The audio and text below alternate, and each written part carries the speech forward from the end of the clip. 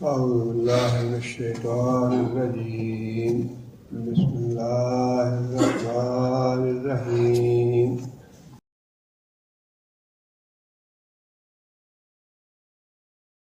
الذين آمنوا ولم يلبسوا إيمانهم بظلم أولئك لهم الأمن وهم مهتدون. وہ لوگ جو ایمان لائے ولم یلبسو کا مادہ لام باسین ہے. لباس جو چیز ملی ہوتی ہے جسم کے ساتھ اس کو ہم لباس کہتے ہیں. کسی چیز کا آپس میں خلط ملط ہو جانا، مل جل جانا لباس کہلاتا ہے. وہی لفظ ہے یہ ولم یلبسو، اور نہیں ملایا، نہیں خلط ملط کیا، ایمان ہم اپنے ایمان کو بظلم، ظلم کے ساتھ. اولئک لہم الامن، یہ وہ لوگ ہیں جن کے لیے امن ہوگا. وہم مہتدون، اور وہی ہدایت پانے والے ہیں. پچھلی آیت میں اللہ تعالیٰ نے دونوں گروہوں کا مقابلہ کر کے سوال کیا تھا، یہ ایک شرک کرنے والے، ایک شرک نہ کرنے والے. اور سوال یہ تھا فَأَيُّ الْفَرِيقَيْنِ أَحَقُّ بِالْأَمْنِ، ان دونوں گروہوں میں سے کون اللہ کے عذاب سے محفوظ رہنے والا ہے. ان کنتم تعلمون، اگر تم جانتے ہو تو بتاؤ اس کا جواب کیا ہے. آگے پھر اللہ تعالیٰ نے اس کا جواب خود ہی دیا ہے کہ میرے عذاب سے بچنے والے کون ہیں، قیامت کے دن امن میں کون ہوں گے، میری پناہ میں کون ہوں گے.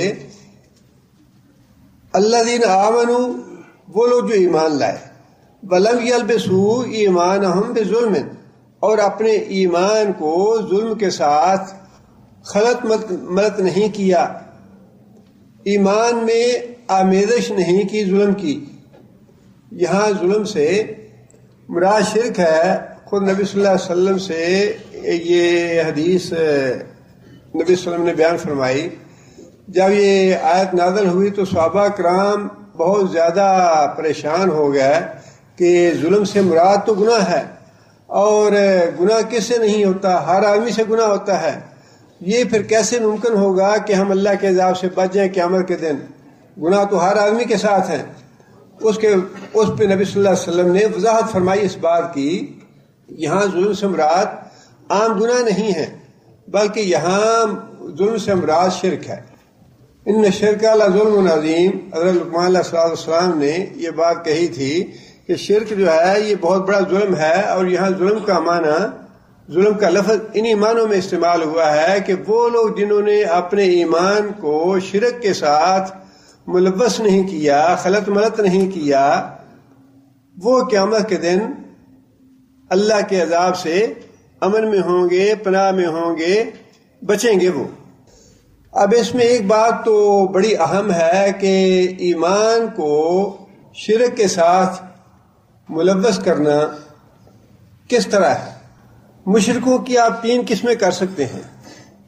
ایک مشرک تو وہ ہے جس نے کلمہ نہیں پڑھا اور کافر بھی ہے، ساتھ شرک بھی کر رہا ہے، بتوں کو اپنا الہ سمجھتا ہے، یا چاند کو، یا ستاروں کو، یا پہاڑوں کو، یا درختوں کو، یا دوسری جو مظاہر قدرت ہیں انہیں اپنا معبود سمجھتا ہے. کلمہ نہیں پڑھا اس نے.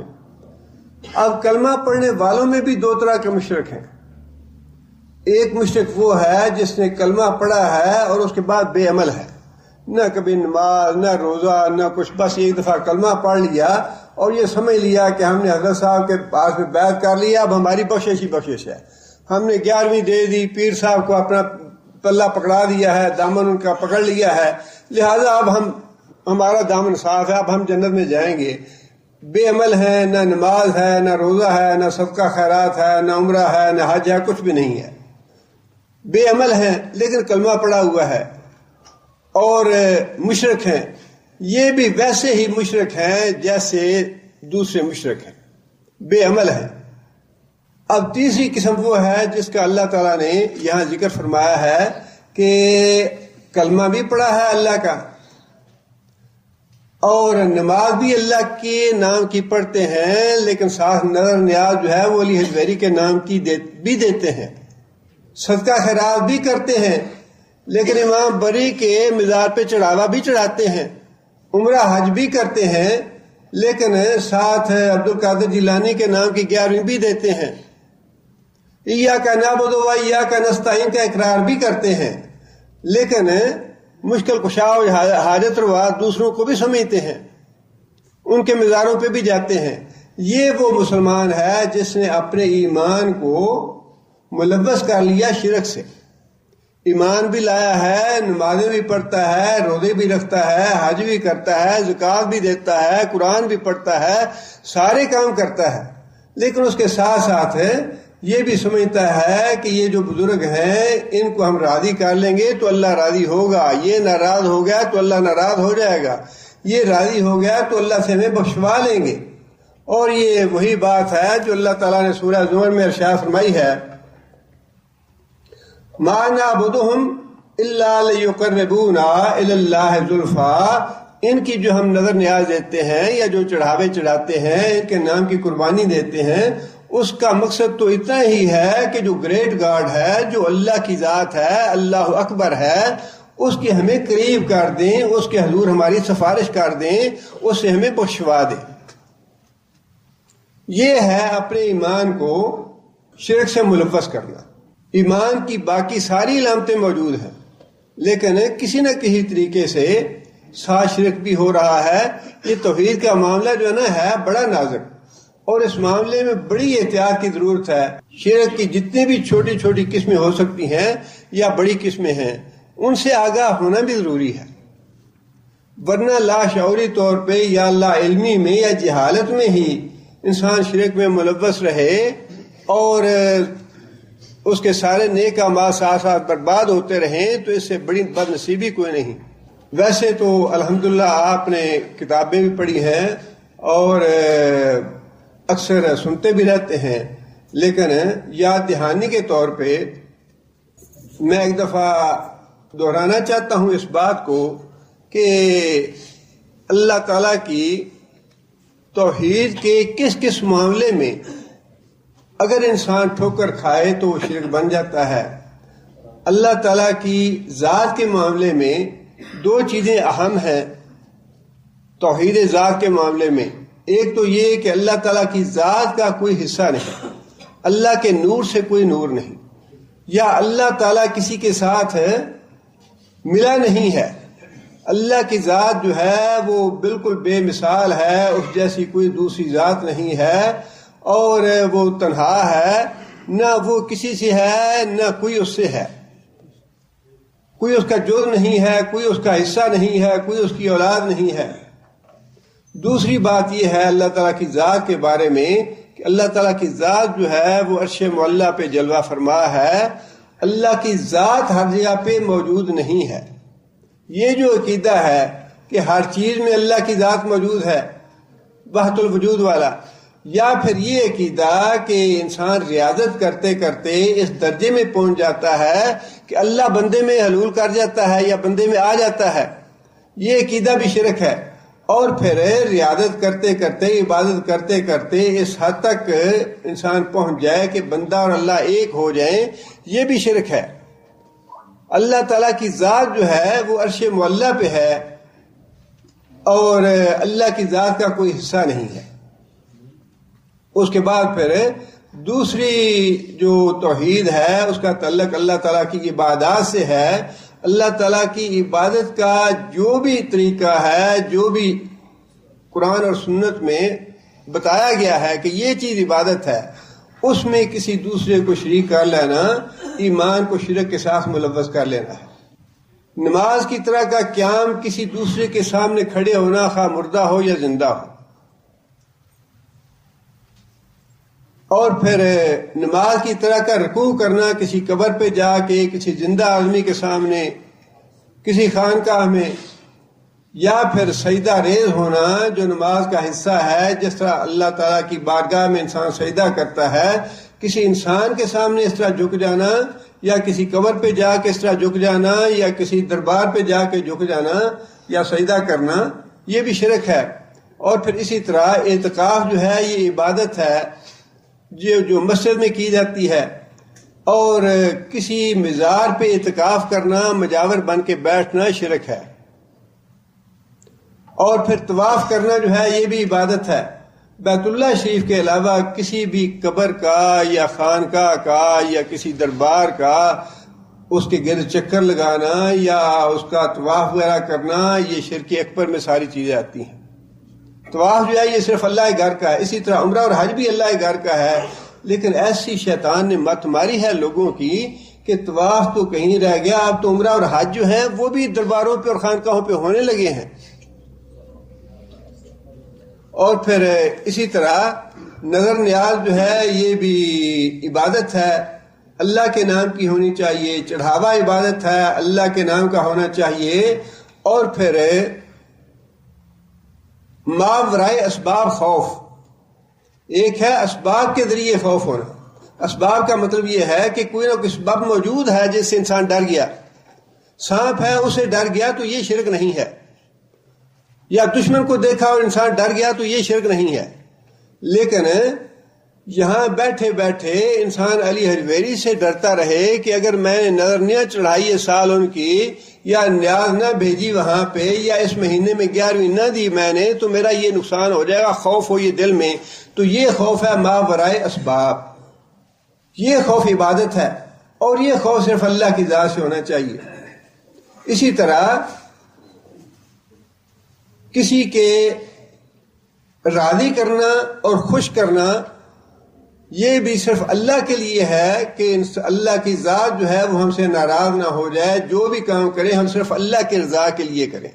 اللہ کی رضا کے علاوہ کسی دوسرے کو راضی کرنے کے لیے کہ یہ ہمیں بخشوائے گا، یہ اس کے ہاتھ میں ہماری نجات ہے، یا اگر اس کو ناراض ہو گیا تو ہمارا نقصان کرے گا، صرف اللہ کی رضا کے لیے کام کرنا یہ بھی عبادت ہے. اور اس میں کسی دوسرے کو شریک کرنا وہ بھی شرک ہوگا. اور پھر اسی طرح اللہ تعالیٰ کی صفات میں کسی دوسرے کو شریک کرنا. اللہ تعالیٰ کی صفات میں سب سے بڑی جو دو چیزیں ہیں، ایک اللہ کی قدرت اور ایک اللہ کا علم. باقی صفات جو ہیں وہ بھی ساری اہم ہیں، لیکن یہ دو صفات ایسی ہیں جن میں عموماً لوگ ٹھوکر کھاتے ہیں. علم جتنا اللہ کا ہے اس کے برابر اللہ نے کسی کو علم نہیں دیا، اور قدرت جو ہے وہ صرف اللہ تعالیٰ کو حاصل ہے سارے امور کی. پوری کائنات پہ، پوری کائنات میں تصرف یا قدرت جو ہے وہ اللہ کے علاوہ کسی کو اللہ نے دی نہیں. خواہ کوئی پیغمبر ہو یا ولی ہو، کوئی فرشتہ ہو، کوئی جن ہو، سارے کے سارے اللہ کے حکم کے تابع ہیں. اللہ اپنے حکم سے جس سے جو کام لینا چاہتے ہیں وہ کام لیتے ہیں. لیکن قدرت اللہ نے کسی کو نہیں دی. قدرت ساری کائنات پہ اللہ کی حاوی ہے، اور علم ساری کائنات پہ اللہ کا حاوی ہے. اختیار ساری کائنات پہ اللہ کا حاوی ہے. حکومت ساری کائنات پہ اللہ کی حاوی ہے. زندگی اور موت اللہ کے ہاتھ میں ہے. رزق اللہ کے ہاتھ میں ہے. اولاد اللہ کے ہاتھ میں ہے. بیٹے بیٹیاں دینا اللہ کے ہاتھ میں ہے. یہ ساری چیزیں جو ہیں یہ اللہ تعالیٰ کی صفات کے ساتھ تعلق رکھتی ہیں. اور ان ساری چیزوں میں کسی ایک کے ساتھ بھی کسی دوسرے انسان کو یا جن کو یا فرشتے کو، زندہ کو یا مردہ کو، ولی کو، نبی کو یا کسی کو بھی شریک کر لینا وہ صریح شرک ہوگا. لہٰذا یہ ساری باتیں وہ ہیں جن کے بارے میں اللہ تعالیٰ نے یہ بات ارشاد فرمائی کہ قیامت کے دن میرے عذاب سے بچیں گے وہی جو شرک نہیں کرتے یا جنہوں نے اپنے ایمان کو شرک سے ملوث نہیں کیا. سارا انسان کا نامہ اعمال جو ہے 80% یا 90% جو ہے وہ توحید پہ ہے. 10% بھی شرک اس میں آ گیا تو انسان بچے گا نہیں. اس شرک کی معمولی سی یہ جو بار بار اللہ تعالیٰ نے یہ بات ارشاد فرمائی، نبی صلی اللہ علیہ وسلم نے شرک کی مذمت میں.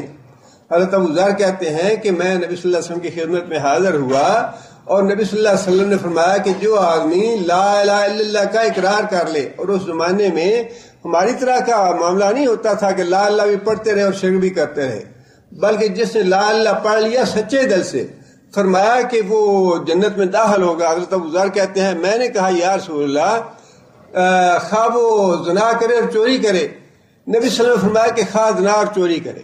میں نے پھر دوسری دفعہ پوچھا یا رسول اللہ کیا زنا اور چوری کرے؟ تب بھی.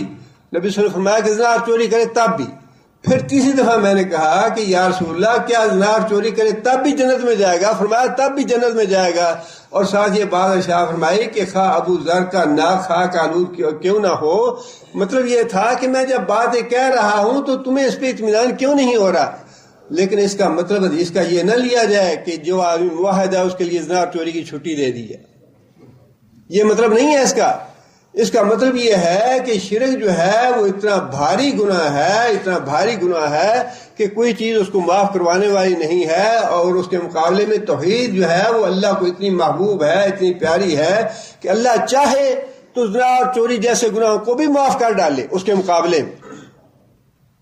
اسی طرح یہ جو نبی صلی اللہ علیہ وسلم نے بادشاہ فرمائی کہ تمہارے گناہ اگر اللہ فرماتا ہے آسمان کے کناروں تک پہنچ جائیں یا ساری زمین کے برابر ہو جائیں، تم نے شرک نہ کیا تو تم نے مجھ سے بخشش کی توقع رکھی، تم نے مجھ سے بخشش طلب کی تو میں تمہیں معاف کر دوں گا. اس کا مطلب بھی یہ ہے کہ ساری کائنات سے باری ہے شرک. ساری کائنات بری ہو گناہوں کی، ایک طرف وہ سارے گناہ، دوسری طرف ایک شرک. باری کون ہوگا؟ شرک باری ہوگا. ساری زندگی کے گناہ اکٹھے کر لیے جائیں، خواہ وہ زمین کے برابر کیوں نہ ہوں یا آسمان کے کناروں تک کیوں نہ پہنچے ہوں، وہ سارے کے سارے ایک طرف. لیکن ترازو میں شرک کا ایک عمل جو ہوگا وہ بھاری ہو جائے گا. لیکن اس کا مطلب یہ نہیں ہے کہ اس حدیث میں چھٹی دے دی گناہوں کی، کبیرہ گناہوں کی. کبیرہ گناہ جتنے مرضی کرتے رہو، موحد ہو جاؤ اور سچے دل سے کلمہ پڑھ لو، اس کے بعد جو مرضی کرتے رہو، یہ مطلب نہیں ہے اس کا. اس کا مطلب صرف یہ ہے کہ سمجھانا مطلوب ہے کہ شرک کتنا بڑا گناہ ہے. شرک اتنا بڑا گناہ ہے کہ گناہ سے بھرا ہوا ہو ساری کائنات، اس سے بھی بڑا گناہ ہے یہ شرک کرنا. اس لیے اللہ تعالیٰ نے یہ بات ارشاد فرمائی کہ دیکھو یہ ذرا سوچ کے رکھو معاملہ. ایک وہ ہے جو شرک کر رہا ہے، ایک وہ ہے جو توحید پہ قائم ہے. بتاؤ کہ قیامت کے دن میری پکڑ سے، میرے عذاب سے محفوظ اور مامون کون ہوگا؟ اس کا جواب دیا کہ میرے عذاب سے امن میں اور بچاؤ میں اور حفاظت میں صرف وہ ہوگا جس نے اپنے ایمان کو شرک سے ملوث نہیں کیا، جس کے ایمان میں شرک کی آمیزش نہیں ہے. آگے پھر اللہ تعالیٰ فرماتے ہیں کہ وہ محتدون، ہدایت یافتہ بھی یہی لوگ ہیں. ہدایت والے یہی لوگ ہیں جو موحد ہیں. سب سے بڑی نعمت ہے. آگے اللہ تعالیٰ نے سارے انبیاء کا ذکر فرمایا، الگ الگ نام لیے اور فرمایا کہ ان پہ میں نے بڑا احسان کیا. وہ نیک تھے، وہ صالح تھے، لیکن ان کی صالحیت اور ان کی نیکی، اس کی وجہ اور اس کا اسباب اور ان کے درجات جو کچھ بھی تھے وہ صرف اس لیے تھے کہ وہ سارے کے سارے موحد تھے. بات یہیں آگے ختم ہوتی ہے کہ بندے کا عقیدہ کیسا ہے. ساری زندگی انسان کی نیکیوں سے بھری ہوئی ہو، بڑے بڑے نیک اعمال کیے ہوں، میو ہسپتال بنایا ہو، گنگا رام ہسپتال بنایا ہو، قیامت تک ان کی خدمات اور ان کی مخلوق خدا کی خدمت ہو رہی ہو، اس میں سب کچھ ہو رہا ہو، لیکن قیامت کے دن ایک کوڑی اس کی قیمت نہیں ہوگی، اس لیے کہ اس نے شرک کیا ہے، کلمہ نہیں پڑھا، لا اللہ نہیں کہا.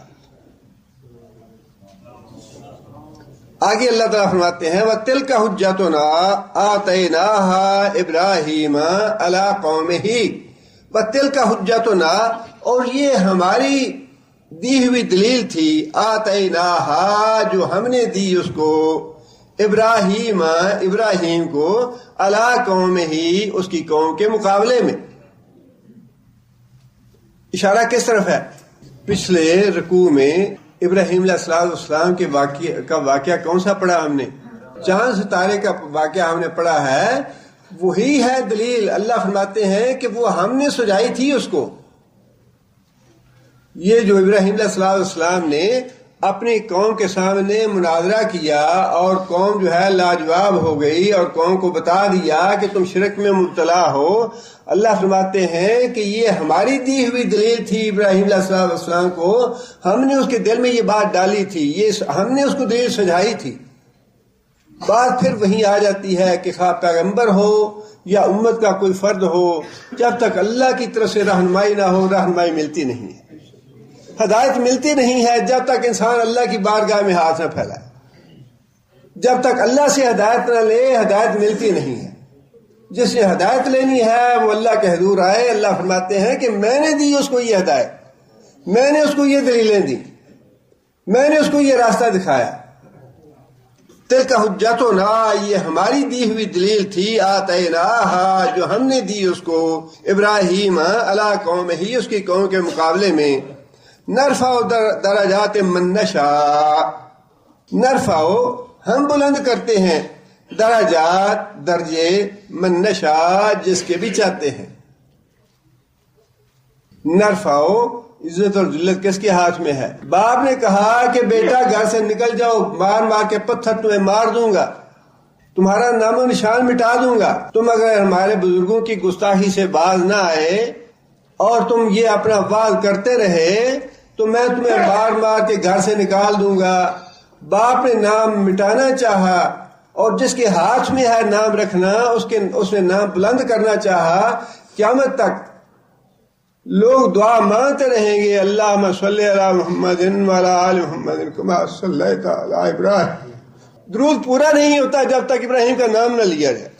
اور پھر مثال بنا دیا کہ یا اللہ ویسی رحمت فرما محمد صلی اللہ علیہ وسلم پہ، کیسی رحمت جیسی تو نے ابراہیم پہ کی۔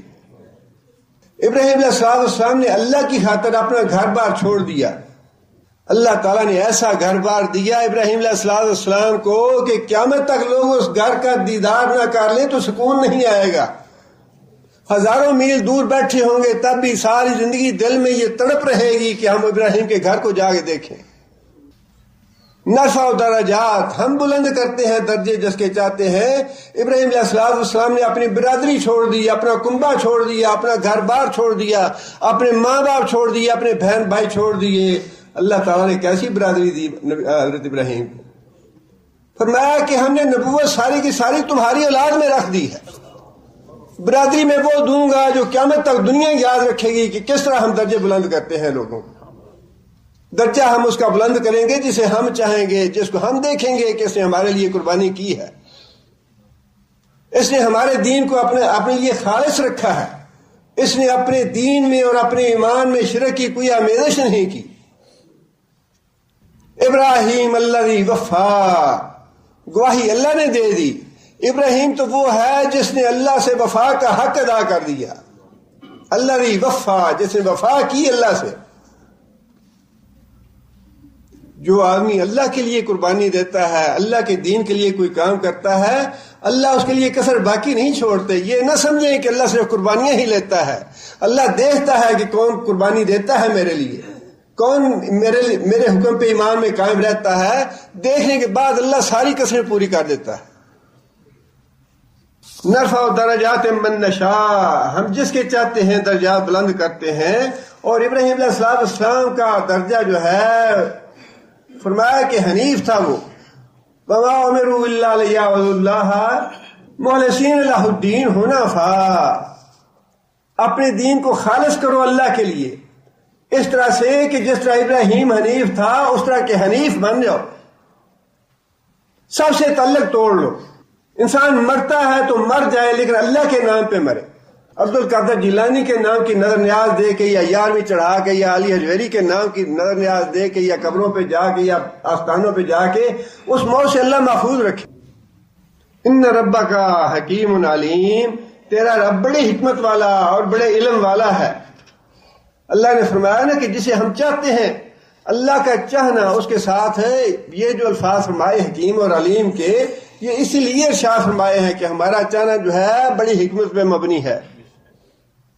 ہمارا چاہنا جو ہے یہ اندھے کی بانٹ نہیں ہے، بلکہ بڑی حکمت اور بڑے علم کی بات ہے۔ جسے ہم چاہتے ہیں وہ فی الواقع مستحق ہوتا ہے اس کا، جسے ہم جو نعمت دیتے ہیں وہ فی الواقع اس کا مستحق ہوتا ہے، اور جس کو محروم کرتے ہیں وہ بھی اسی لائق ہوتا ہے۔ اللہ کا چاہنا جو ہے بڑی حکمت پہ مبنی ہے اور بڑے علم پہ مبنی ہے۔ آگے پھر اللہ فرماتے ہیں وَوَهَبْنَا لَهُ إِسْحَاقَ وَيَعْقُوبَ۔ اسحاق کون ہے؟ بیٹے، اور یعقوب پوتے۔ اللہ فرماتے ہیں کہ جب نکلے اپنے گھر سے تو کیا دعا کی؟ رب ہب لی من الصالحین، یا اللہ تیری راہ میں نکل رہا ہوں، بڑھاپا بھی آ گیا ہے، اللہ کی رحمت سے مایوس نہیں ہے۔ اللہ فرماتے ہیں کہ ہم نے اپنی قدرت سے اسحاق اور یعقوب علیہ السلام جیسی نیک اور صالح اولاد عطا فرمائی ہم نے انہیں. الحمدللہ الذی وہب لی علی الکبر اسماعیل و اسحاق ان ربی لسمیع الدعاء. اللہ بڑی دعائیں سنتا ہے. اللہ کی رحمت سے مایوس نہیں ہونا چاہیے، خواہ معاملہ اولاد کا ہو یا رزق کا ہو یا زندگی کا ہو یا موت کا ہو. ان ربی لسمیع الدعاء. جو دعا مانگی تھی اللہ سے، رب ہب لی من الصالحین، یا اللہ تیرے نام پہ نکل رہا ہوں، یا اللہ مجھے نیک اور صالح اولاد عطا کرنا. خود پھر یہ اللہ کی بارگاہ میں فرمایا کہ ان ربی لسمیع الدعاء، میرا رب جو ہے وہ واقعی بڑی دعائیں سننے والا ہے. رب اجعلنی مقیم الصلاۃ ومن ذریتی ربنا وتقبل دعاء ربنا اغفر لی ولوالدی وللمؤمنین یوم یقوم الحساب. ووهبنا له اسحاق ویعقوب. انسان اللہ کے دین کے لیے کچھ کر کے تو دیکھے. انسان ویسے ہی بیٹھا رہے بیکار اور زندگی ساری تباہ اور برباد کر دے، ضائع کر دے زندگی. سونا اور کھانا ہے، یہ بھی کوئی کام ہے؟ یہ جو کام ہم کرتے ہیں نا، کما لیا، سو لیا، کھا لیا، زندگی ختم کر دی 50-60 سال کی، ہم سے اچھا کام کافر کر رہے ہیں. یہ جس کو ہم نے زندگی سمجھا ہوا ہے، یہ زندگی تو ہم سے کافر اچھی گزار رہے ہیں. اگر اللہ کے لیے کچھ نہیں کیا زندگی میں، اللہ کے دین کی کوئی خدمت نہیں کی، تو ہم سے کافر اچھے ہیں. اگر قیامت کے دن ہم کوئی توقع لے کے جانا چاہتے ہیں کہ اللہ کے حضور یا رسول اللہ صلی اللہ علیہ وسلم کے حضور جائیں گے تو اللہ رسول اللہ صلی اللہ علیہ وسلم کی شفاعت کبریٰ ہمیں نصیب ہوگی، تو ساتھ بھی کوئی لے کے جانا چاہیے. خالی ہاتھ کچھ نہیں کام بنے گا. کچھ نہ کچھ انسان کے دامن میں ہونا چاہیے، کچھ نہ کچھ انسان کے پلے ہونا چاہیے. آگے پھر یہ بات ارشاد فرمائی، کلن ہدینا، ہر ایک کو ہدایت ہم نے دی. ہدایت مانگی اللہ سے، بار بار اللہ سے مانگے ہدایت. ہدایت دینے والا وہی ہے. اہدنا الصراط المستقیم. اگر موحد ہیں تب بھی یہ پڑھو، اہدنا الصراط، یا اللہ ہمیں راستہ سیدھا دکھا تو. کہیں بھی زندگی میں ادھر ادھر نہ ہو جائیں، کہیں بھی زندگی میں کسی معاملے میں بھٹک نہ جائیں. صراط مستقیم کے باوجود بار بار دعا مانگے، یہ اہدنا الصراط المستقیم. ہدینا، ہم نے ہدایت دی ان کو. ہدایت کسی کے ہاتھ میں نہیں، یہ بھی اللہ کی صفات میں سے ہے. اگر انسان یہ سمجھ لے ہدایت کسی دوسرے کے ہاتھ میں ہے تو یہ بھی شرک ہے. ہدایت اللہ کے ہاتھ میں ہے، اللہ کے علاوہ کوئی نہیں ہدایت دیتا. انسان کی رہنمائی کا سبب کوئی بن سکتا ہے، انسان کی ہدایت کا یا رہنمائی کا سبب تو کوئی بن سکتا ہے، لیکن ہدایت تو کسی کے ہاتھ میں نہیں ہے. ہدایت اللہ کے ہاتھ میں ہے. آپ کسی کو بات کر تو سکتے ہیں، کسی کو مسئلہ بتا تو سکتے ہیں، کسی کو سیدھی راہ بتا سکتے ہیں، لیکن اس کو سیدھی راہ لگا نہیں سکتے. سیدھی راہ لگانے والا اور چلانے والا وہ صرف اللہ ہے. آگے فرمایا کہ وَنُوحًا ہدینا من قبل، اور اس سے پہلے نوح کو بھی ہم نے ہدایت دی. یہ پیغمبر ہیں جن کا نام لے کے اللہ فرما رہے ہیں کہ یہ بھی ہماری ہدایت کے محتاج ہیں. پیغمبر بھی اللہ کے محتاج ہیں. اللہ کے رسول صلی اللہ علیہ وسلم نے خود یہ بات ارشاد فرمائی، میں بھی اللہ کی رحمت کا محتاج ہوں. اللہ کی رحمت کے بغیر تو میں بھی اللہ کی جنت میں نہیں جا سکتا. آگے فرمایا کہ وَمِن ذُرِّيَّتِهِ، اور اس کی ذریت سے. یہ کا اشارہ کس طرف ہے؟ ابراہیم علیہ السلام کی طرف ہے. پیغمبری ساری کی ساری نوح علیہ السلام تو پہلے گزر گیا ہے، حضرت ابراہیم علیہ السلام سے پہلے کا زمانہ ہے ان کا. لیکن اس کے بعد پھر جتنے بھی ذریت، جتنے بھی انبیاء آئے وہ سارے کے سارے حضرت ابراہیم علیہ السلام کی ذریت سے آئے ہیں. آگے نام لیے ان انبیاء کے جو حضرت ابراہیم علیہ السلام کی ذریت سے ہیں. فرمایا کہ وَمِن ذُرِّيَّتِهِ، اور ابراہیم علیہ السلام کی اولاد میں سے داؤد و سلیمان و ایوب و یوسف و موسیٰ و ہارون وَكَذَلِكَ نَجْزِي الْمُحْسِنِينَ. حضرت داؤد علیہ السلام بھی، سلیمان علیہ السلام بھی، ایوب علیہ السلام، یوسف علیہ السلام، موسیٰ اور ہارون علیہ السلام. اللہ فرماتے ہیں کہ ہدینا، ان سب کو بھی ہم نے ہدایت دی، ان سب کی رہنمائی ہم نے کی. وَكَذَلِكَ نَجْزِي الْمُحْسِنِينَ.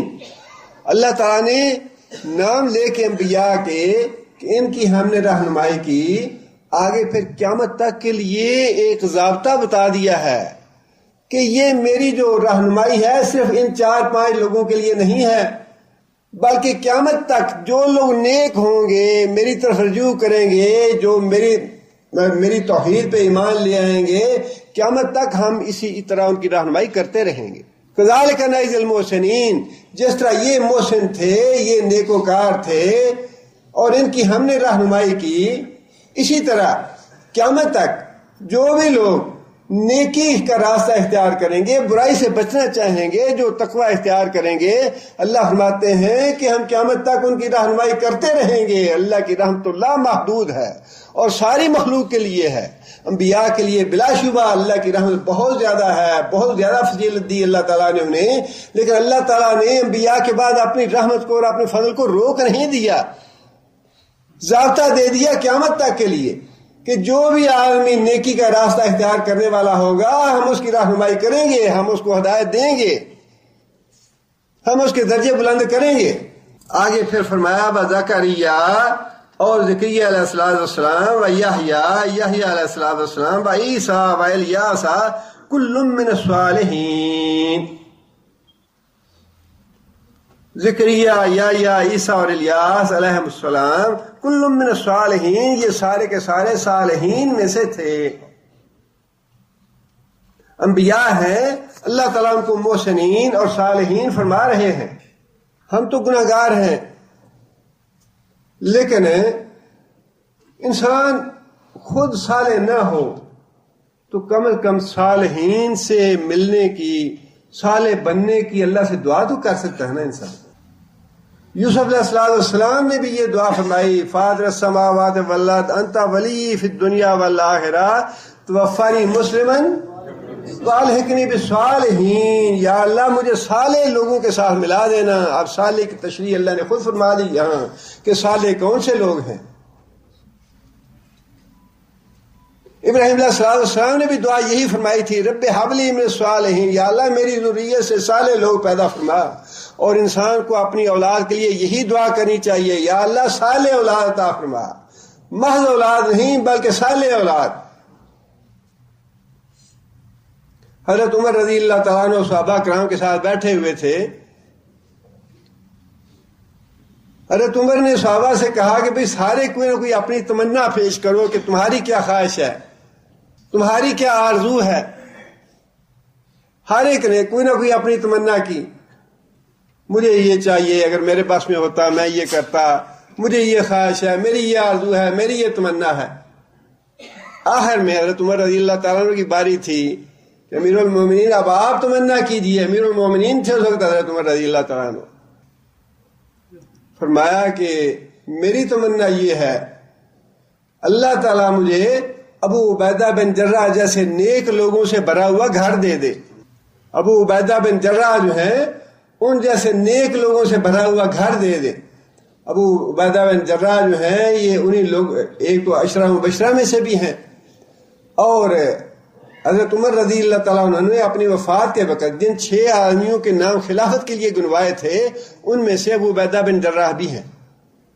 اور ان کا حال یہ تھا، ابو عبیدہ بن جراح رضی اللہ تعالیٰ عنہ کا بیت المقدس فتح ہوا حضرت ابوبکر صدیق رضی اللہ تعالیٰ عنہ کے زمانے میں، اور خالد بن ولید سپہ سالار تھے فوجوں کے۔ حضرت عمر رضی اللہ تعالیٰ عنہ نے کچھ تبدیلی کی اپنی خلافت میں، اور حضرت خالد بن ولید کی بجائے حضرت ابو عبیدہ بن جراح کو سپہ سالار بنا دیا۔ بیت المقدس فتح ہو گیا، حضرت عمر رضی اللہ تعالیٰ عنہ وہاں تشریف لے گئے۔ وہاں جا کے صحابہ کرام سے ملاقات ہوئی تو ابو عبیدہ بن جراح وہاں موجود نہیں تھے۔ حضرت عمر پوچھنے لگے کہ میرا بھائی کدھر ہے؟ لوگوں نے پوچھا کہ بھائی کون سا؟ سارے بھائی ہم بیٹھے ہیں آپ کے۔ کہنے لگے ابو عبیدہ بن جراح کہاں ہیں؟ کہنے لگے وہ تشریف لا رہے ہیں، ابھی تھوڑی دیر میں آ جاتے ہیں۔ تھوڑی دیر کے بعد حضرت ابو عبیدہ بن جراح آ گیا، ملاقات ہوئی، خیر وفیت دریافت کی۔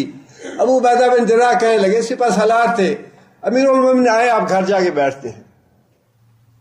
گھر لے گئے تو حضرت عمر رضی اللہ تعالیٰ عنہ گھر دیکھ کے حیران رہ گئے کہ گھر میں ایک تلوار پڑی ہے، ایک ڈھال پڑی ہے جہاد کے لیے، اور ایک اونٹ کا کجاوا ہے۔ یہ 3 چیزیں پڑی ہیں۔ حضرت عمر رضی اللہ تعالیٰ عنہ دیکھ کے آپ دیدہ ہو گیا، کہنے لگے کہ ابو، جتنا کچھ سامان تمہارے ساتھیوں نے بنایا ہے دنیا کے لیے، اتنا سامان تو تم بھی بنا لیتے۔ حضرت ابو عبیدہ کہنے لگے کہ امیر المومنین، میری یہ جو بے سر و سامانی ہے نا، یہی مجھے میری منزل تک پہنچائے گی۔ زیادہ میں بوجھ اٹھاؤں گا تو میرے لیے قیامت کے دن تکلیف ہوگی۔ یہ جو گھر خالی خالی ہے، بے سر و سامانی ہے، یہی اچھا ہے۔ سامان ہلکا ہونا چاہیے قیامت کے لیے۔ جتنا بوجھ زیادہ اٹھا لیں گے اتنا قیامت کے دن حساب زیادہ دینا پڑے گا۔ آرزو کی حضرت عمر رضی اللہ تعالیٰ عنہ نے کہ کاش مجھے ابو عبیدہ بن جراح جیسے نیک لوگ مل جائیں کہ یہ کمرہ بھر جائے ابو عبیدہ بن جراح جیسے لوگوں سے۔ اور اسی طرح امام ابو حنیفہ رحمۃ اللہ علیہ نے، دنیا امام مانتی ہے انہیں، اور کیا شک ہے اس بات میں کہ ابو حنیفہ رحمۃ اللہ علیہ جو ہیں وہ صالحین میں سے اور محسنین میں سے تھے انشاءاللہ، لیکن اس کے باوجود خود یہ کہتے ہیں کہ احب الصالحین ولست منہم، میں صالحین کو پسند کرتا ہوں حالانکہ میں خود ان میں سے نہیں ہوں۔ احب الصالحین ولست منہم لعل اللہ یرزقنی صلاحا، اور میں صالح لوگوں سے محبت کرنے کے نتیجے میں اللہ سے یہ امید رکھتا ہوں کہ شاید اللہ مجھے بھی صالح بنا دے۔ ٹھیک ہے ہم گناہگار ہیں، لیکن یہ تمنا تو کر سکتے ہیں، یہ دعا تو کر سکتے ہیں کہ یا اللہ صالح لوگوں کی رفاقت عطا فرما ہمیں، صالح لوگوں کی صحبت عطا فرما ہمیں، صالح لوگوں کا ساتھ دے دے ہمیں، دنیا میں بھی اور آخرت میں بھی۔ آخرت میں تو نصیب تبھی ہوگا جب دنیا میں ہوگا، اگر دنیا میں صالح لوگوں کا ساتھ نہیں ہوگا تو آخرت میں بھی ساتھ نہیں ہوگا۔ المرء مع من احب، قیامت کے دن آدمی اسی کے ساتھ ہوگا جیسے محبت کرتا ہے، جس سے دنیا میں لگاؤ ہے، جس سے دنیا میں محبت ہے، قیامت کے دن بھی آدمی اسی کے ساتھ ہوگا۔ خود رسول اکرم صلی اللہ علیہ وسلم نے فوت ہونے سے پہلے کیا دعا مانگی؟ اللہم اغفر لی وارحمنی والحقنی بالرفیق الاعلیٰ۔ یہ اعلیٰ درجے کے رفیق کون ہیں؟ انبیاء۔ اعلیٰ درجے کے رفقا جو ہیں وہ انبیاء ہیں۔ دعا فرمائی مرنے سے پہلے، فوت ہونے سے پہلے کہ یا اللہ میرے گناہ معاف فرما دے، یا اللہ مجھ پہ رحمت فرما دے، اور مجھے قیامت کے دن جو میرے اعلیٰ رفقا ہیں ان کے ساتھ ملا دے، مجھے انبیاء کرام کے ساتھ۔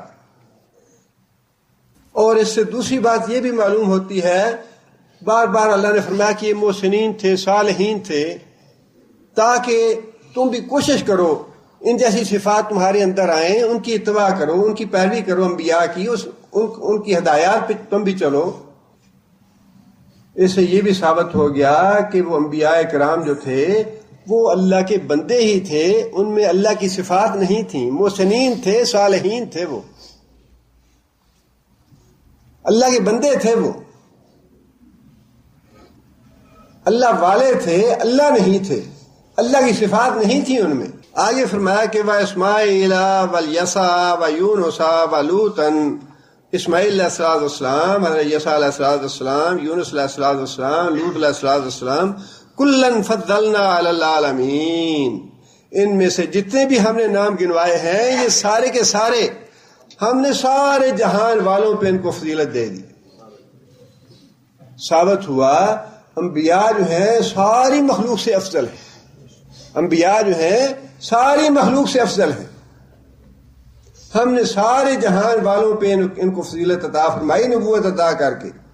اور پھر یہ ساری جو فضیلتیں، درجات کی بلندی اور اللہ تعالیٰ کی طرف سے صالحین کا سرٹیفکیٹ، محسنین کا سرٹیفکیٹ یہ دیا گیا، یہ کس وجہ سے دیا گیا کہ یہ سارے کے سارے موحد تھے۔ بات پھر وہیں جا کے آ کے ختم ہوتی ہے، یہ محسنین اس لیے تھے کہ یہ موحد تھے، صالحین اس لیے تھے کہ یہ موحد تھے، درجے اس لیے بلند کیے کہ یہ موحد تھے۔ بات پھر وہیں آ جاتی ہے کہ توحید کا عقیدہ پکا کرو، اگر صالح بننا ہے توحید پکی کرو، اگر نیک بننا ہے توحید اپنی پکی کرو، اگر اللہ سے اچھے درجے چاہتے ہو توحید اپنی پکی کرو۔ آگے فرمایا کہ وَمِنْ آبَائِهِمْ وَذُرِّيَّاتِهِمْ وَإِخْوَانِهِمْ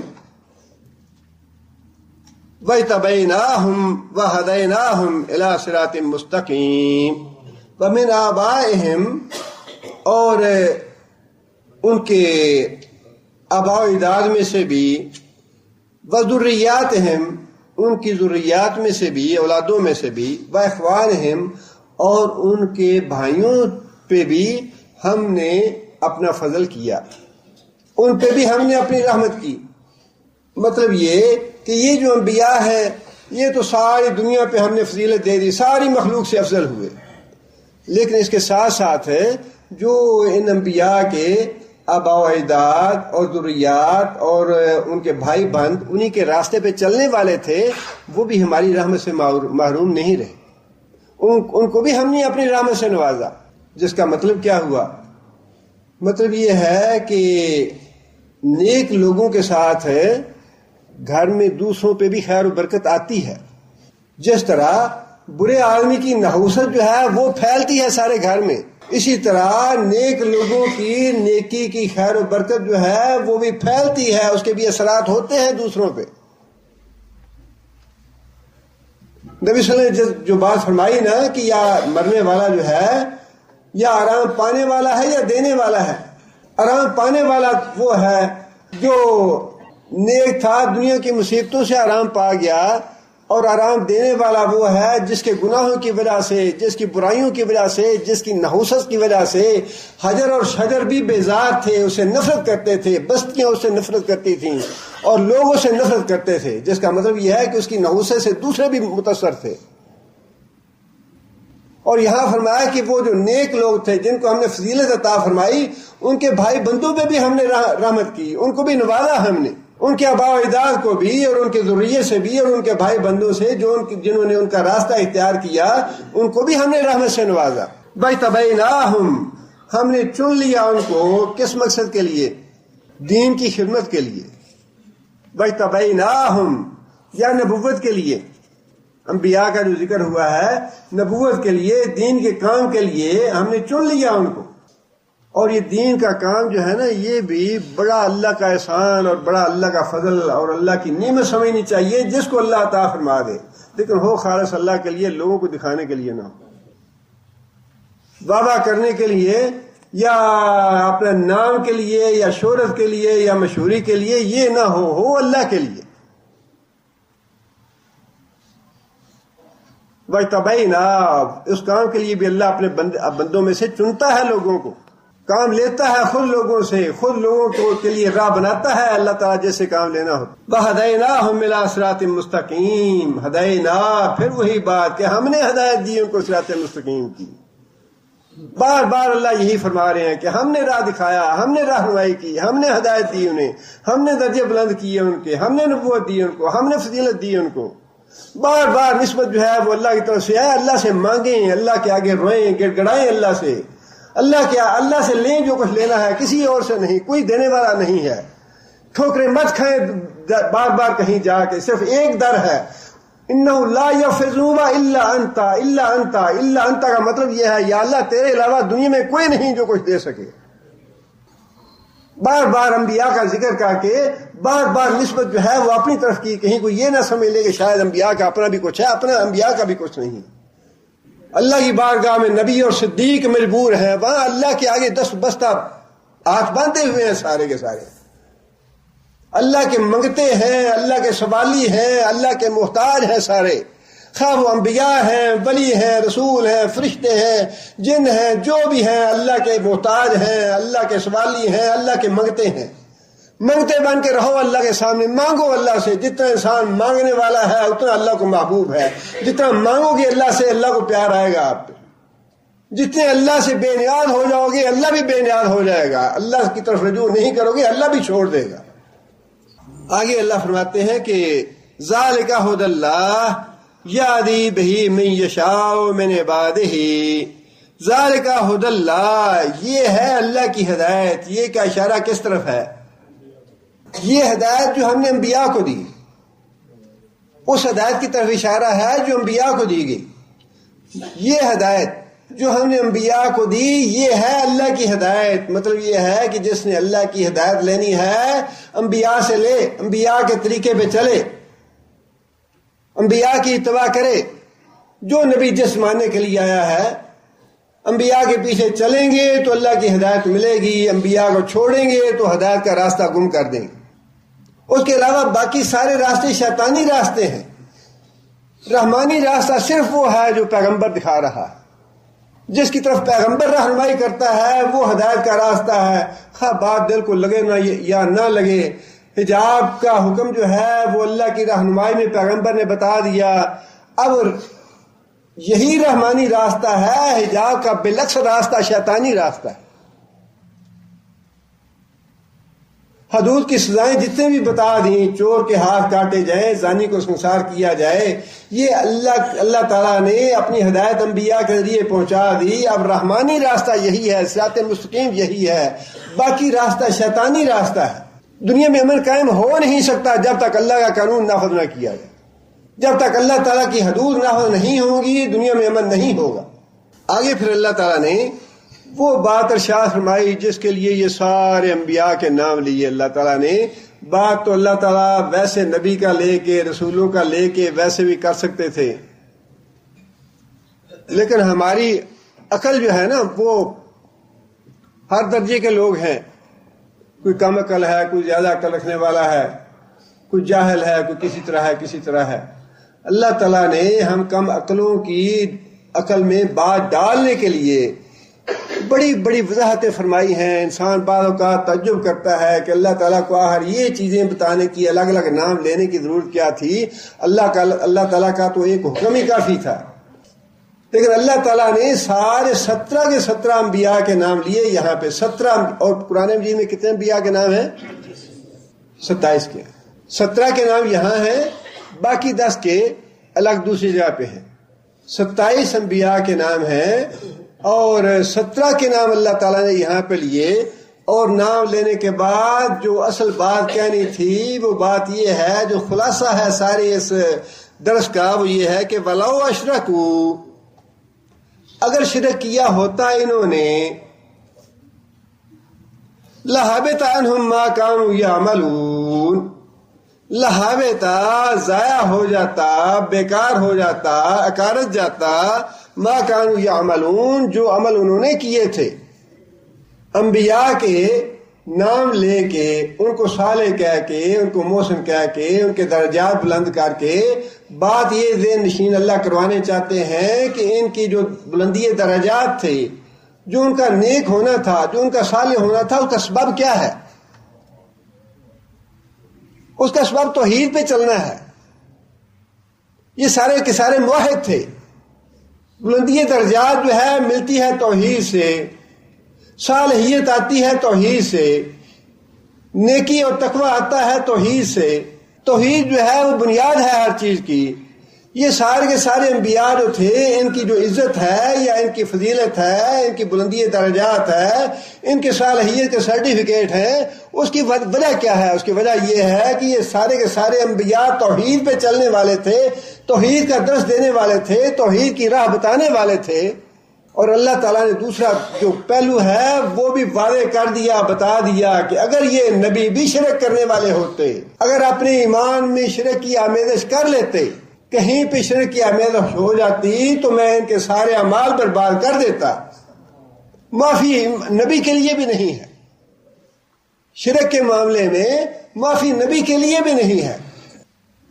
یہاں تو سارے 17 انبیاء کا نام لے کے یہ اکٹھی بات ارشاد فرما دی, اور نبی صلی اللہ علیہ وسلم کا نام یہاں کیوں نہیں لیا؟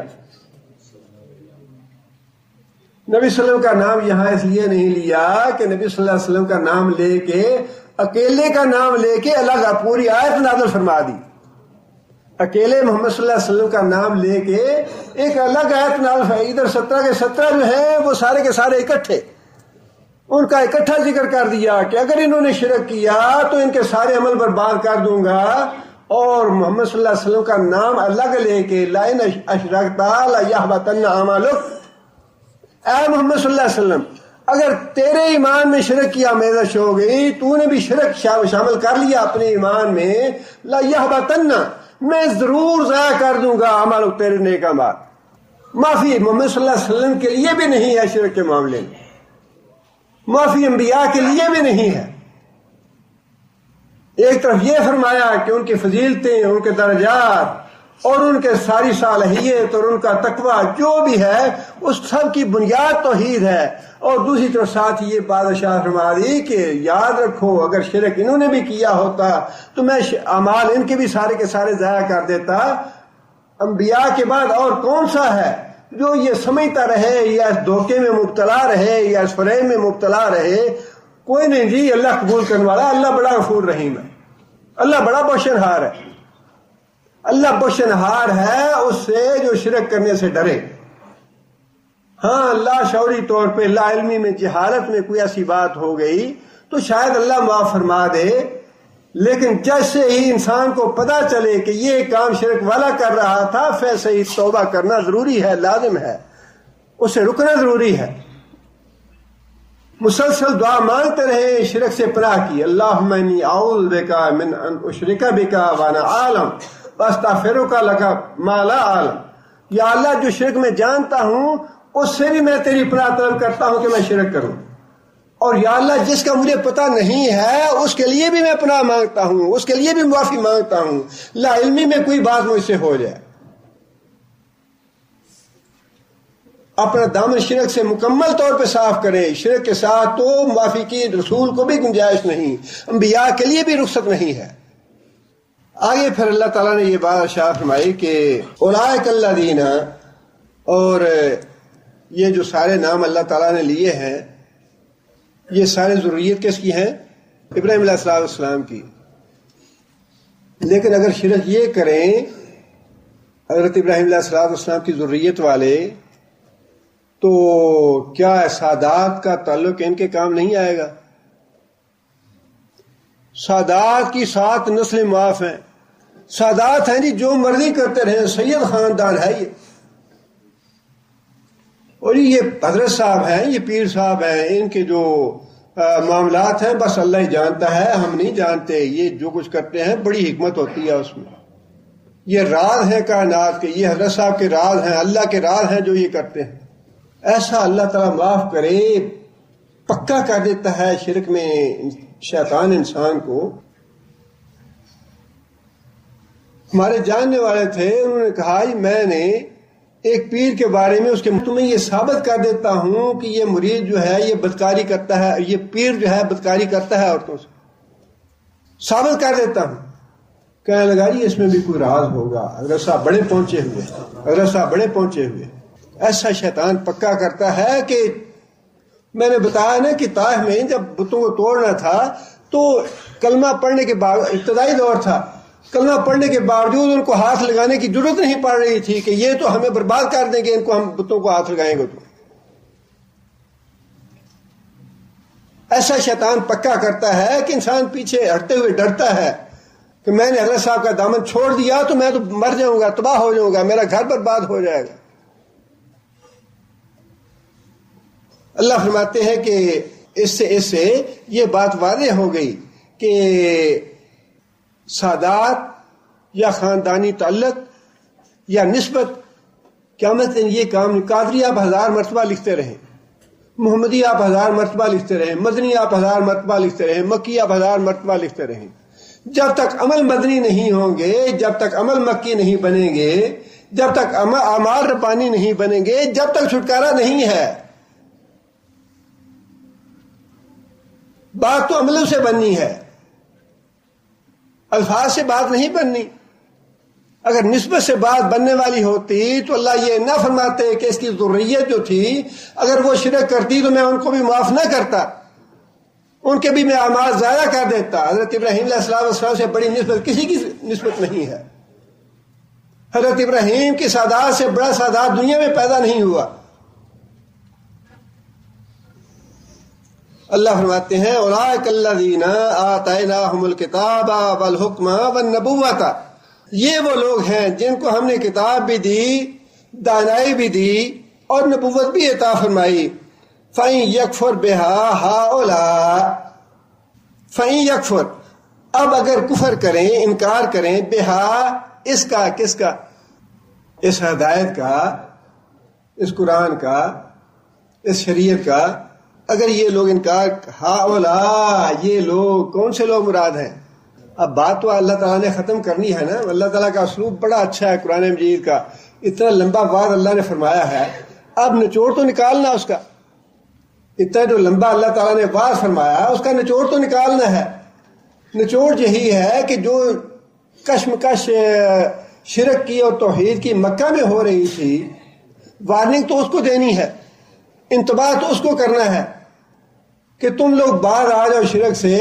اگر شرک ان لوگوں نے بھی کیا ہوتا تو میں انہیں بھی معاف کرنے والا نہیں تھا، تم کس بات کی مولی ہو؟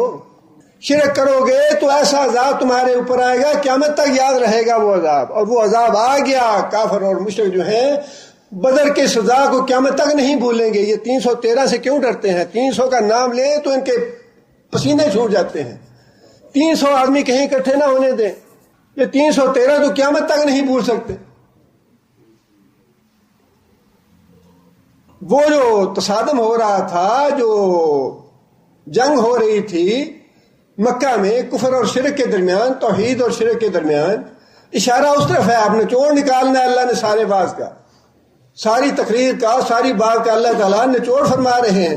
نچوڑ یہ ہے فَإِن يَكْفُرْ بِهَا هَؤُلَاءِ، اگر یہ مکہ کے لوگ انکار کرتے ہیں، اے محمد صلی اللہ علیہ وسلم ایمان نہیں لاتے آپ پہ، اگر یہ قرآن پہ ایمان نہیں لاتے، اگر آپ کی ہدایت پہ اور آپ کی تعلیم پہ یہ مکہ والے ایمان نہیں لاتے، ہاؤلاء کا اشارہ جو ہے وہ اہل مکہ کی طرف ہے، مکہ کے مشرکوں کی طرف۔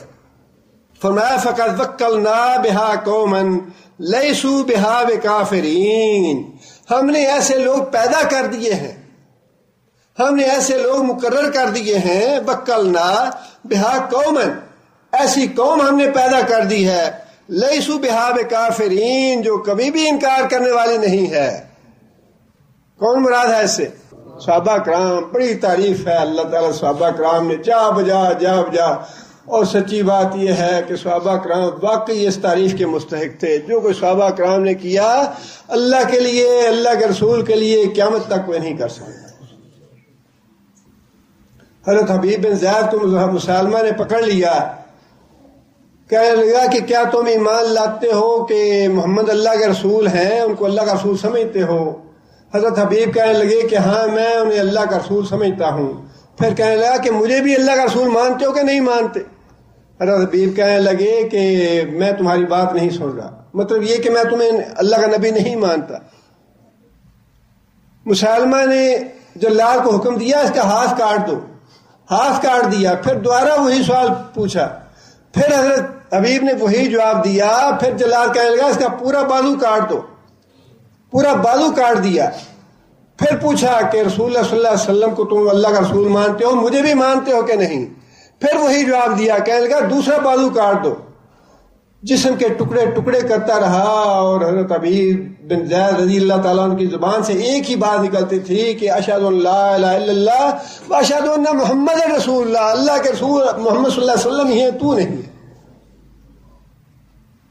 ذرا آپ انداز ہو گئے، ہمیں تو ایسے چھوٹا سا کوئی زخم آ جائے نا تو ہم گھر میں بیٹھ جاتے ہیں۔ انسان کو ذرا سوچنا چاہیے کہ ان لوگوں نے ایک بازو کاٹ دیا تو انسان کی کیفیت کیا ہوتی ہے، حالت کیا ہوتی ہے انسان کی، اور اسی کٹے ہوئے بازو سے پھر آگے دوسرا وار کر کے اس کا بازو کاٹ دیا جائے، اس کی ٹانگ کاٹ دی جائے، پنڈلی کاٹ دی جائے، پھر ساری ٹانگ کاٹ دی جائے، کتنی تکلیف میں مبتلا ہوتا ہے۔ حالانکہ اللہ کے رسول نے خود یہ بات ارشاد فرمائی ہے کہ ان لوگوں کے عذاب سے بچنے کے لیے تمہارا دل ایمان پہ مطمئن ہو تو ان کافروں کے کفر کے عذاب سے بچنے کے لیے زبان سے ایسا کلمہ نکال دو تو کوئی حرج کی بات نہیں، تمہارا دل ایمان پہ مطمئن ہونا چاہیے۔ اجازت خود دی حضرت نبی صلی اللہ علیہ وسلم نے حضرت یاسر کو، لیکن استقامت ہے یہ۔ آج کوئی طرح کر کے بھی دکھائے۔ لوگوں نے اپنے نام تک بدل لیے، اپنے لباس بدل لیے، داڑیاں مڈا دیں، اپنی شکلیں بدل لی کافروں کے عذاب سے بچنے، کافروں کی پکڑ سے بچنے کے لیے اپنے لباس تک بدل لیے۔ ہمارا ایمان کیا ہے؟ کوئی بھی ہے درجہ ہمارے ایمان کا؟ حضرت عمر رضی اللہ تعالیٰ عنہ کے زمانے میں ایک جنگ کے لیے بھیجا دستہ، عبداللہ حذیفی اس کے سپہ سالار تھے، رومی فوج کے قبضے میں آ گئے، پکڑے گئے، کیسر کے پاس لے جائے گا اور کیسر کہنے لگا کہ تم اپنی فوج کے سپہ سالار ہو، بڑے معزز آدمی ہو اور میں تمہاری عزت کرتا ہوں، میں تمہارے سامنے یہ آپشن رکھتا ہوں کہ تم عیسائیت قبول کر لو، میں تمہیں چھوڑ دوں گا، اور اگر عیسائیت قبول نہیں کرتے تو میں تمہیں تیل جلا کے، آگ کے اوپر تیل رکھ کے اس میں ڈال کے ختم کر دوں گا، انتہائی عبرتناک موت ماروں گا تمہیں۔ حضرت عبداللہ نے انکار کر دیا، کیسر نے حکم دیا تیل جلانے کا اور دوسرے کسی مسلمان قیدی کو ڈال دیا اس میں، اور حضرت عبداللہ کے سامنے دیکھا حضرت عبداللہ نے کیسے اس کی جان نکلی ہے، کتنی تکلیف سے وہ مرا ہے۔ پھر کہنے لگا کہ عبداللہ اب بھی موقع ہے، 2-3 آدمیوں کو اسی طرح سزا دی، اور پھر جب عبداللہ کو سزا دی کہنے لگا کہ عبداللہ کو اس تیل میں ڈال دو، تو حضرت عبداللہ کی آنکھوں سے آنسو نکلا، کہنے لگا ڈر گیا ہم موت سے تو عیسائی بن جاؤ۔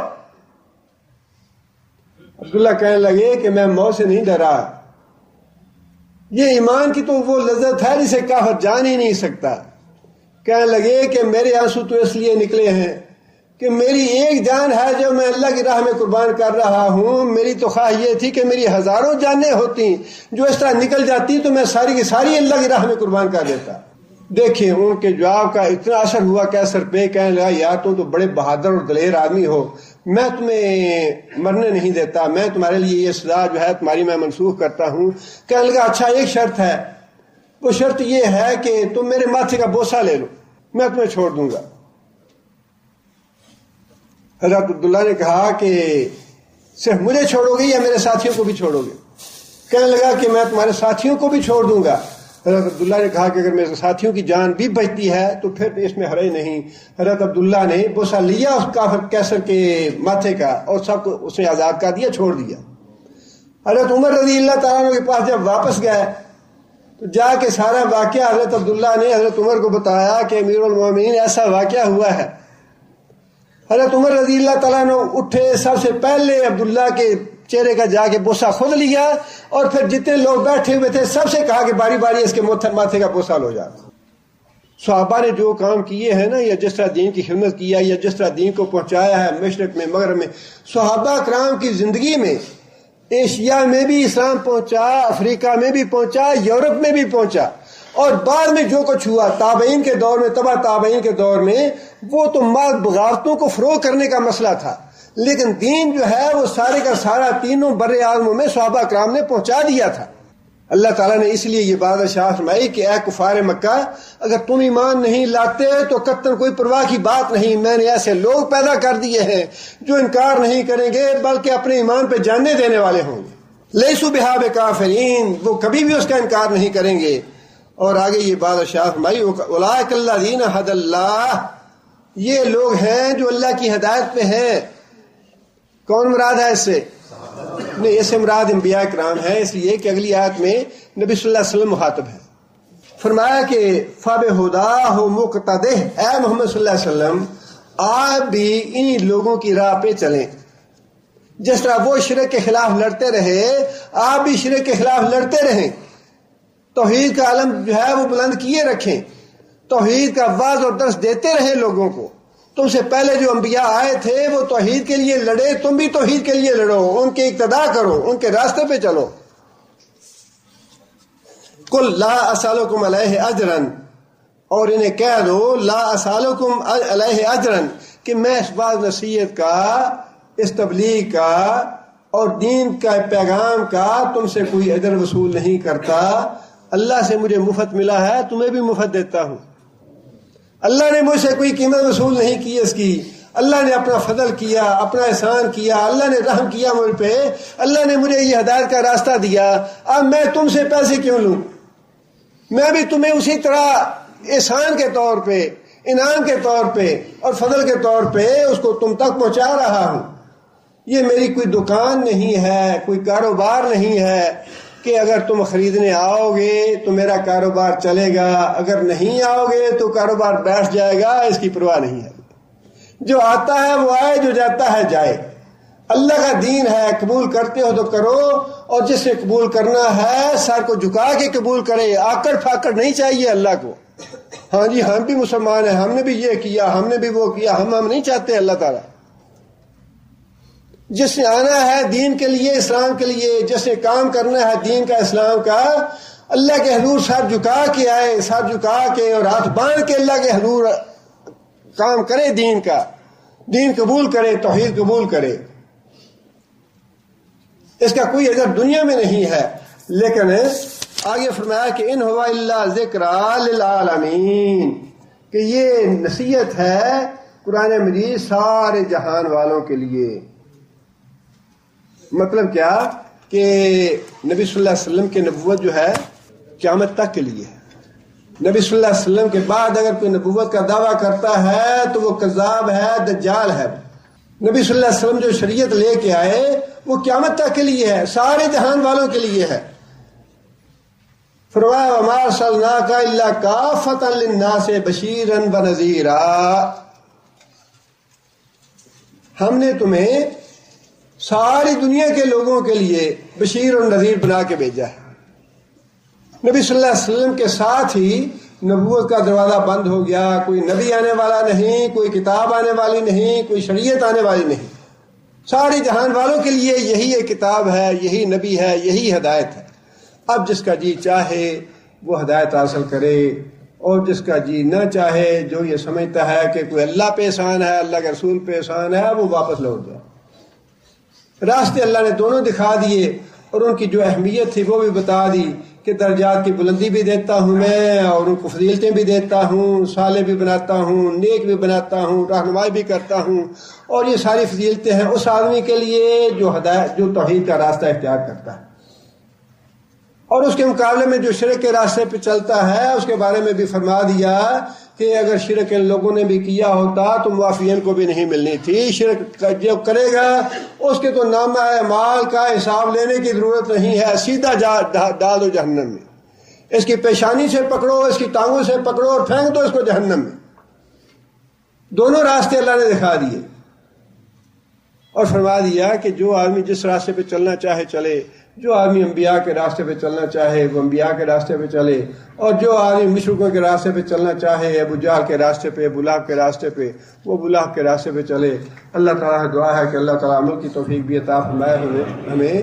صرف باتیں سننے سے غرض نہیں ہے، نہ ہی باتیں کرنے سے غرض ہے۔ اصل غرض تو یہ ہے کہ عملاً بھی ہمارے اندر کچھ نہ کچھ تبدیلی آنی چاہیے۔ اگر اپنے اعمال میں کہیں کوتاہی ہے تو اپنے اعمال کی اصلاح کی جائے، اور اگر اپنے گھر والوں کے اعمال میں کوئی کوتاہی یا کسر ہے تو اس کی اصلاح کی جائے، اور اگر اپنے بھائی بند ہیں، دائیں بائیں آگے پیچھے ہیں، وہاں کوئی خرابی ہے، کوئی بگاڑ ہے تو وہاں اصلاح کی کوشش کی جائے۔ اللہ تعالیٰ مجھے بھی توفیق عطا فرمائے، اور آج کو بھی سبحان ربک رب العزت عما یصفون والحمد للہ رب العالمین۔ ہمارے بہت ہی بزرگ اور اچھے کام کرنے والے دین کا پرانے ساتھی جانتے ہیں ہمیں سکندر عباسی صاحب، ان کے ایک صاحبزادے فوت ہو گئے ہیں۔ انہوں نے پاکستان سے درخواست کی ہے کہ بیٹے کے لیے مغفرت کی دعا کریں، اور خود بھی بیمار ہیں، ان کی اہلیہ بھی بیمار ہیں، اور انہوں نے درخواست کی ہے کہ لوگوں سے درخواست ہے دعا کے لیے اللہ تعالیٰ شفا عاجلہ اور کاملہ عطا فرمائے۔ اور جو ساتھی جانتے ہیں ان کے لیے بھی، اور جو نہیں جانتے ان کے لیے بھی انہوں نے اپنا سلام بھجوایا ہے۔ ایک بھائی نے سوال کیا ہے یہ 73 فرقے والی حدیث کس کتاب میں ہے؟ یہ انشاءاللہ ترمذی شریف میں آپ کو مل جائے گی۔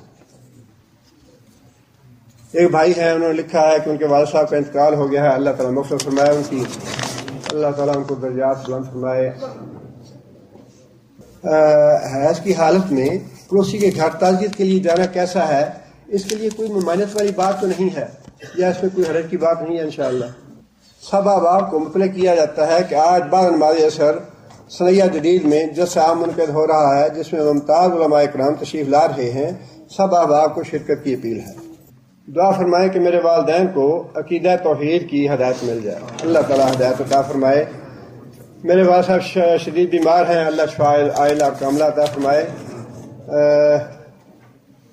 اسی طرح ایک اور بھائی ہیں، انہوں نے بھی لکھا ہے کہ میرے والدین کے لیے دعا کریں، اللہ تعالیٰ سب کو ہدایت دے ہمیں۔ ایک بھائی نے لکھا ہے کہ دعا کریں اللہ تعالیٰ میرا قرضہ اتار دے اور کام میں برکت عطا فرمائے، اللہ تعالیٰ ان کے دین میں، ایمان میں، مال میں، گھر بار میں برکت عطا فرمائے۔ ایک بھائی نے لکھا ہے کہ ان کے ماموں ہسپتال میں ہیں، بیمار ہیں، اللہ تعالیٰ شفا عاجلہ اور کاملہ عطا فرمائے، ان کی صحت کے لیے دعا کی درخواست کی ہے انہوں نے۔ ایک بھائی نے لکھا ہے کہ پاکستان دعا فرمائے کہ اللہ تعالیٰ توحید والی حکومت قائم کرے اور شرک ختم کرے۔ ایک بھائی نے لکھا ہے کہ نکاح سے پہلے منگنی کرنی کیسی ہے؟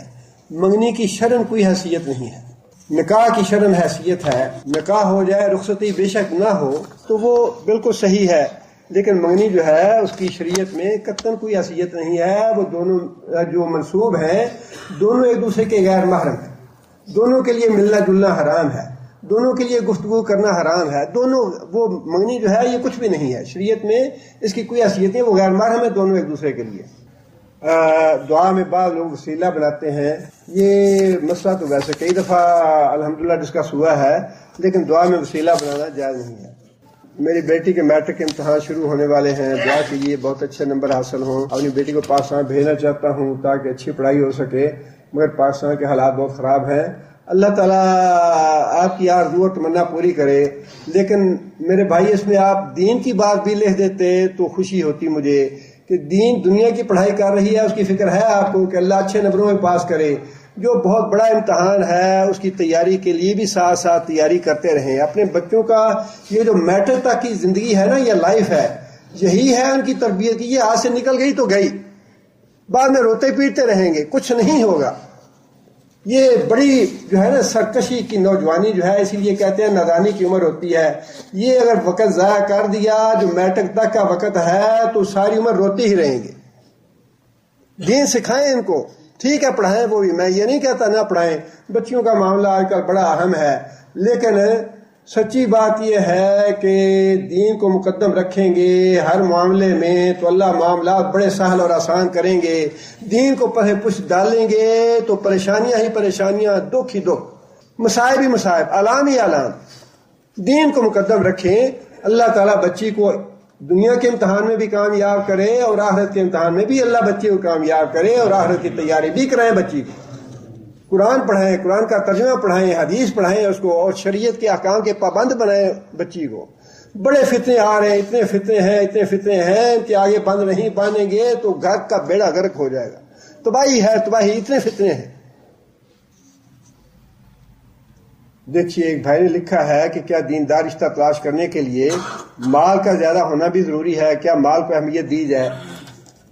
جو نبی صلی اللہ علیہ وسلم کا ارشاد ہے اس کو آپ سامنے رکھیں، اس کے ساتھ باقی چیزیں میسر آتی ہیں تو اللہ کا شکر ادا کریں، لیکن نبی صلی اللہ علیہ وسلم نے فرمایا کہ تیری ناخواہ آلود ہو، دین کو مقدم رکھ تاکہ کامیاب زندگی بسر کریں، لیکن اس کے ساتھ نفی نہیں کی۔ اگر دین کے ساتھ مال ملتا ہے تو الحمدللہ وہ برا نہیں ہے، رزق حلال، دین کے ساتھ رزق حلال مل جائے تو کوئی برائی نہیں ہے، دین کے ساتھ اچھی اور خوبصورت شکل والی ہو تو کوئی برائی نہیں ہے۔ مطلوب ہے یہ بھی، یہ چیزیں جو ہیں شریعت ان کی نفی بالکل نہیں کرتی، لیکن جو مقدم چیز ہے وہ ہے دین۔ ایک بھائی نے لکھا ہے کہ بہت اچھے دوست ہیں ان کے، فوت ہو گئے ہیں، اللہ تعالیٰ ان کی مغفرت فرمائے۔ پاکستان میں میت کے لیے لوگ تیسرا چوتھا جمعرات کو قرآن خوانی کرتے ہیں۔ یہ قرآن خوانی جو ہے، میں نے گزارش کی کہ یہ جو مسائل ہیں نا، یہ مسائل آپ خود بھی حل کر لیا کریں، یہ ضروری نہیں ہے ایسے مسئلے پوچھنے، اور اس کا میں نے کئی دفعہ حل آپ کو بتایا ہے کہ نبی صلی اللہ علیہ وسلم نے فرمایا کہ جنت میں جانے والا فرقہ کون سا ہے؟ 73 فرقوں میں سے جنت میں کون جائے گا؟ فرمایا کہ جس طریقے پہ میں اور میرے صحابہ ہیں۔ آپ یہ دیکھ لیجئے، صحابہ کی زندگی کے حالات پڑھ لیجئے، اگر صحابہ کے زمانے میں ہوتے تھے یہ کام تو کریں، اگر نہیں ہوتے تھے تو یہ بدعت ہے، سیدھی سی بات ہے۔ قرآن خوانی صحابہ کے زمانے میں تھی یا نہیں تھی؟ 40واں تھا، 10واں تھا، 30واں تھا، یہ جتنے بھی کام ہوتے ہیں اگر صحابہ کے زمانے میں تھے، یہ صحابہ کا زمانہ ترازو ہے، ترازو حق اور باطل کے لیے۔ آپ خود یہ مسئلے حل کر لیا کریں۔ فجر کی فرض نماز ادا ہو رہی ہوتی ہے تو لوگ فرض کو چھوڑ کے سنت ادا کرتے ہیں۔ ہمارے مولوی صاحب کہتے ہیں کہ پہلے ادا کرنی ضروری ہے۔ اب بات تو وہی ہے کہ مولوی صاحب وہ کہتے ہیں اور نبی صلی اللہ علیہ وسلم وہ کہتے ہیں. بات تو وہی ہے کہ نبی صلی اللہ علیہ وسلم کی حدیث جو ہے وہ کہتی ہے کہ پڑھنے کی پہلے بعد میں بھی پڑھ سکتے ہیں. نبی صلی اللہ علیہ وسلم کی حدیث یہ کہتی ہے کہ فرض پڑھنے کے بعد بھی آپ سنتیں پہلی پڑھ سکتے ہیں. مولوی صاحب کہتے ہیں کہ نہیں، بلکہ فرضوں سے پہلے پڑھنی ضروری ہے. اب جس کی بات آپ جی چاہے مان لیں. ایک بھائی نے مسئلہ لکھا ہے، عورتیں ناخن پر نیل پالش لگاتی ہیں، ان کا وضو نہیں ہوتا. اگر داڑھی پہ رنگ لگاتا ہے تو اس کا وضو بھی ہوتا ہے یا نہیں؟ داڑھی جو ہے نبی صلی اللہ علیہ وسلم کے زمانے میں صحابہ نے لگائی، اور بعض حدیث کے مطابق نبی صلی اللہ علیہ وسلم نے بھی زعفران کا رنگ استعمال کیا یا مہندی کا رنگ استعمال کیا. نبی صلی اللہ علیہ وسلم کے زمانے میں یہ عمل ہوا، اور نبی صلی اللہ علیہ وسلم کے زمانے میں اسی مہندی کے ساتھ صحابہ نے وضو کیا، نمازیں پڑھی. لہذا یہ دلیل جو ہے اپنے آپ ختم ہو جاتی ہے کہ سنت سے ثابت ہے یہ بات. اب اس کی آپ سائنٹیفک جو جتنی بھی دلیلیں مہیا کر لیں کہ وہ بھی رنگ چڑھ جاتا ہے، وہ بھی رنگ ہے، وہ بھی ایسے ہے، وہ بھی ایسے ہے، جو چیز سنت سے ثابت ہو جائے، نص ہے، اس کے بعد اس پہ بحث کرنے کی ضرورت نہیں رہتی. مہندی کا معاملہ یہ ہے کہ بالوں پہ مہندی لگا کے نبی صلی اللہ علیہ وسلم کے زمانے میں وضو کیا گیا، نماز ادا کی گئی، اور نبی صلی اللہ علیہ وسلم کے سامنے سب کچھ ہوا، لہذا یہ جائز. ایک بھائی نے لکھا ہے کہ پاکستان میں ان کے بھائی ہیں اور ان کے اخراجات ان کی آمدنی سے زیادہ ہیں، کیا ان کو زکوٰۃ دے سکتا ہوں؟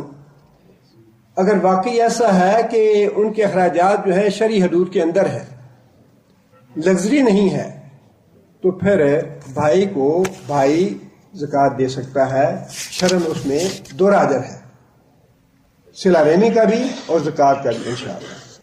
ایک بھائی نے لکھا ہے کہ والدین کی صحت اور تندرستی کے لیے دعا کریں. اکثر لوگ عمرہ کے لیے جاتے ہیں لیکن سر کے بال نہیں منڈواتے، ان کے لیے کچھ قرآن سنت میں بیان کریں. طریقہ یہی ہے، خواہ عمرہ ہو یا حج ہو، کہ سارے سر کے بال جو ہیں خواہ کینچی سے آپ قصر کروائیں یا اس طرح سے پورے سر کے بال اتروا دیں، لیکن پورے سر سے بال اتروانے مطلوب اور مقصود ہے.